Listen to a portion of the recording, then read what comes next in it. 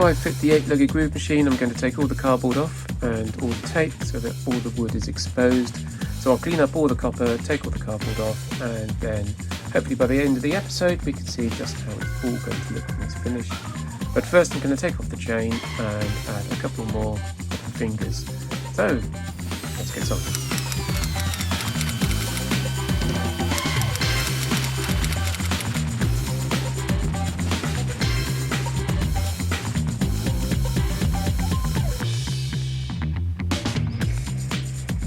Sometimes you just know when you've got a difficult job to do. For example, the switches or the ball gatherer, and indeed the entire ball lifting mechanism. Some people don't like working with electrics or doing woodwork, but for me it's these ball lifting fingers.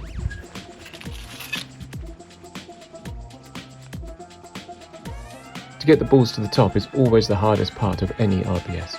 In this sculpture I'm using the chain lift system with some soldered on fingers.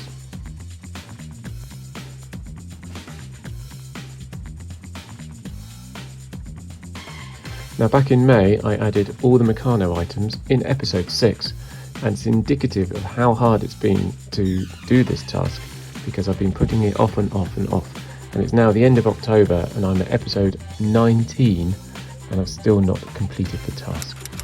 See the link at the top of the page for episode 6.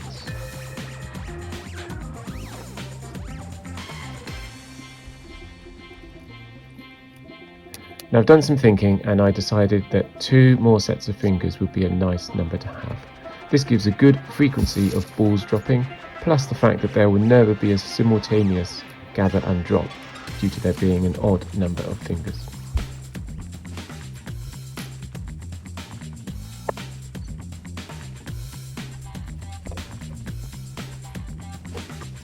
So I removed the chain and measured everything out to determine what spacing the fingers needed to be, and then it was simply a not so minor task of triplicating the existing pair of fingers. Each set of fingers is a single piece of bent copper soldered onto a single link in the chain with a single solder joint.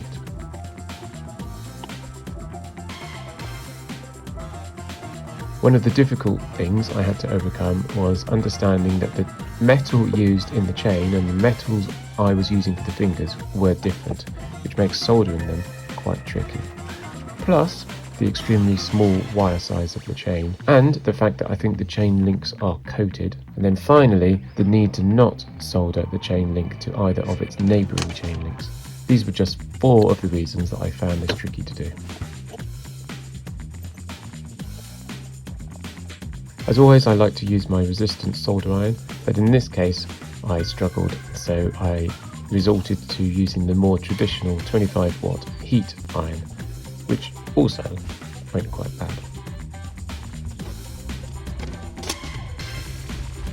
I tried to use lots of flux and I eventually managed to get some good joints that I was happy with. Well, that was pretty hard actually. The soldering isn't too easy onto this chain, so I ended up taking the links off and doing each one separately. It's taken me a couple of hours actually to get that done. It's been a real struggle, and I didn't film a lot of it because it was so difficult.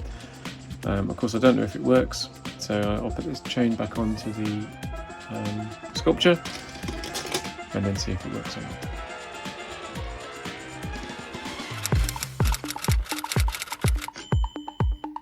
So it is 2 weeks later, it didn't work at all. The problem I had was that the fingers were floppy, so they wanted to kind of drop the balls down like this every time that they got lifted up. So I had to make sure that the chain was really tight to stop that happening. When I tightened the chain and it was really struggling, there's no clutch on this system, so if there's any resistance then things start to bite up and not work very well.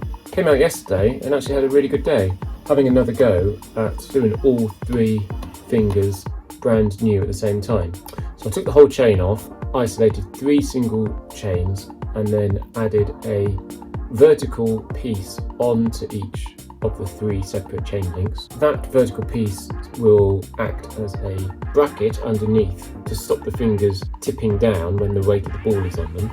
and then soldering on a horseshoe of copper for holding the ball, and then just bending it up a bit and getting them all the same. I fitted it, it worked pretty good. Adding the fingers to make sure that they were wide enough to hold the balls, narrow enough to fit through the 8-legged groove machine, not too long to hit anything, but long enough to hold the balls and not droop, was quite a juggling act. It's a good job that I'm a juggler. But it works. I can now pick up a ball in 3 different places on 3 different fingers using the chain that I originally bought. At one point I thought I was going to have to replace the whole thing. Another point I thought I was going to add a jockey wheel in, which I've tried to avoid having to do that. Yeah, it went successfully actually. So I'm pleased. It's been a horrible process, but I'm pleased I've now got fingers that work, and I can get on with loading the balls at the bottom by putting the 8-legged groove machine onto the sculpture and soldering it in permanently. Now before I do that, I realise I'm going to cover up a lot of the baseboard, and getting the cardboard off in the future is going to be difficult. I've done most of the work on the sculpture that is going to cause any dirt or muck landing on the wooden plate. There's only a little bit of soldering left to do, and a lot of it is going to be off the machine. So it's a nice time to remove all the cardboard, remove all the tape, give all the copper that I can, get to a really good clean up. So that's what I'm going to do now.